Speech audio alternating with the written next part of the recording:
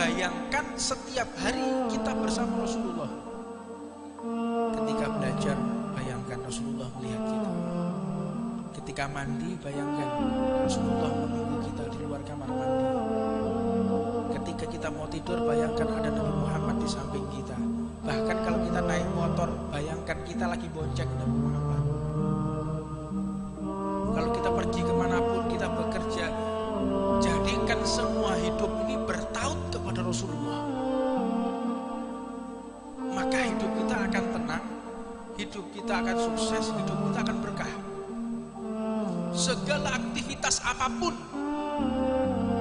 saya bersama Rasulullah.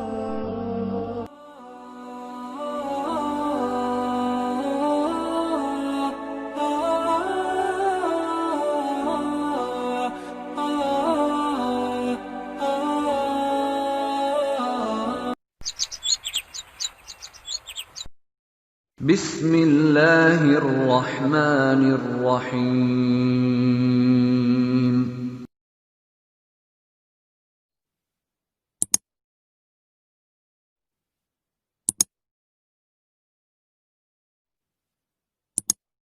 Sebagaimana dulu Nabi Allah Ayyub, Nabi Allah Yakub, Nabi Syuaib, itu diceritakan kalau doa hampir sama semua.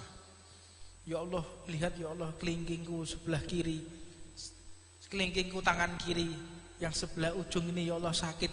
Jadi bukan menunjukkan Allah tidak tahu, tetapi menunjukkan kita sangat butuh dan manja kepada Allah. Ya Allah, kakiku sebelah kanan ini sakit ya Allah, gara-gara saya buat jalan komunikasi dengan Allah.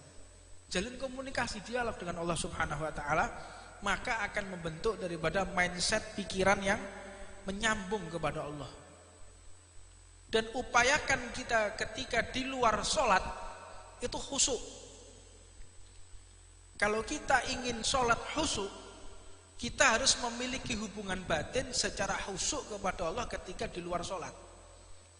Bayangkan setiap hari kita bersama Rasulullah. Ketika belajar, bayangkan Rasulullah melihat kita. Ketika mandi, bayangkan Rasulullah menunggu kita di luar kamar mandi. Ketika kita mau tidur, bayangkan ada Nabi Muhammad di samping kita. Bahkan kalau kita naik motor, bayangkan kita lagi bonceng Nabi Muhammad. Kalau kita pergi kemanapun, kita bekerja, jadikan semua hidup ini bertaut kepada Rasulullah. Maka hidup kita akan tenang, hidup kita akan sukses, hidup kita akan berkah. Segala aktivitas apapun, saya bersama Rasulullah. Kalau kita nggak bisa jangkau, yakinilah kalau kita dilihat oleh guru-guru kita. Kalau kita kadang-kadang kan sulit, Nabi Muhammad seperti apa ya, bagaimana? Bayangkan kalau kita bersama guru kita. Jadi kalau kita mau bermaksiat tuh berpikir. Kalau kita mau bermaksiat tuh berpikir, ini saya lagi gandeng tangan perempuan yang bukan muhrimnya, gimana kalau dilihat oleh guru saya? Hah? Saya lagi melihat perempuan yang bukan muhrimnya, dilihat oleh guru saya, bagaimana? Malu atau tidak? Kalau kita terlalu jauh menjangkau ke Nabi Muhammad, ke guru kita. Kalau kita nggak bisa seperti itu, berarti ada kemunafikan. Di depan guru kita, pakaiannya seperti ini, posisinya seperti ini, kelakuannya seperti ini. Kalau di belakang guru kita, kelakuannya seperti ini, komunikasinya begini, itulah wajah kita penuh kemunafikan. Astaghfirullah qaulin bila amalin. Kita memohon ampun kepada Allah, bisa berbicara tapi nggak bisa berbuat. Banyak kita ini berbicara tapi nggak bisa berbuat. Naudzubillah min dzalik. Semoga Allah memaafkan dosa-dosa kita. Kalau melihat tolak ukur kemunafikan yang ada di dalam diri kita, begitu caranya, Pak. Kalau di hadapan guru kita bagaimana? Sama atau tidak? Kalau begitu guru kita nggak ada, bagaimana tingkah laku kita? Itu munafik ya begitu. Berarti yang salah ini mungkin kitanya atau mungkin guru kita. Jadi seorang guru itu bagaimana caranya membuat seorang murid taat kepada Allah, bukan taat kepada dirinya. Itu yang terpenting. Seorang murid itu dibuat taat kepada Allah, bukan kepada dirinya. Dibuat cinta kepada Rasulullah, bukan cinta kepada dirinya. Ini banyak para penuntut ilmu dan pengajar yang salah metode, sehingga sang murid ini cenderung lebih khusyuk, lebih tumakninah, lebih menjaga ketika ada gurunya. Tapi ketika tidak ada gurunya, liar luar biasa. Itu yang salah bisa jadi muridnya, yang salah bisa jadi gurunya, yang tidak bisa menyambungkan kepada Allah Subhanahu wa taala. Tetapi mayoritas yang terjadi ini karena si murid tidak ada mahabbah kepada guru, atau mungkin sang guru tidak memiliki wilayah. Jadi setiap murid itu masuk ke dalam wilayah gurunya, dan gurunya punya wilayah, namanya aulia, wali. Jadi kalau mau maksiat, begitu keluar, misalnya guru kita berada di Malang, kalau sudah masuk Malang kita takut mau maksiat. Ada Habib Jamal ini, ada Habib Abdul Qadir, ada masuk Pasuruan, ada Habib Taufik ini, kotanya Habib Taufik ini. Masuk wilayah Surabaya, wilayah Solo, ada Habib Alawi. Wah, pedih.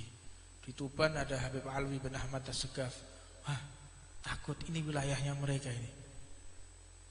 Jadi itu kalau guru punya wilayah. Tapi kalau sudah gurunya punya wilayatul kubro, dimanapun murid tadi bingung. Kalau muridnya bisa melihat ya. Lah permasalahannya muridnya nggak bisa melihat.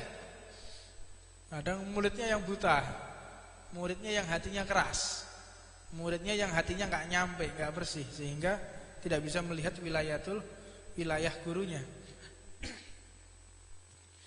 Tetapi tetap seorang guru itu memiliki wilayah untuk menarik muridnya, sehingga murid merasa malu, sehingga murid merasa enggan untuk berbuat maksiat kepada Allah. Intinya,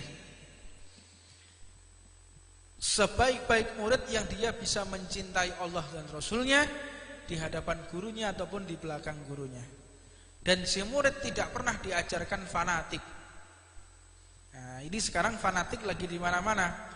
Al-Arabu bi'asabiyati, orang Arab yang fanatik itu jahiliyah. Jahiliyah. Apa itu jahiliyah? Orang Arab yang fanatik. Wah, ini suku saya ini, organisasi saya ini, tidak ada organisasi yang lebih baik dari organisasi saya. Tidak ada ras, suku, bangsa seperti suku saya. Ras saya ini paling mulia, ras saya ini paling hebat. Sehingga dia merendahkan orang lain. Orang lain direndahkan, organisasi lain direndahkan. Enggak ada organisasi ke organisasi saya. Bahkan kalau tidak tergabung di dalam organisasi, orangnya kafir. Ada ya Pak yang udah kayak begitu? Ini mulai jadi jahiliyah, jadi fanatik. Kalau yang enggak ikut organisasi saya, berarti kafir. Lah organisasi kok dadi wong kafir to kon ndi? Ini kasihan orang-orang yang semacam ini.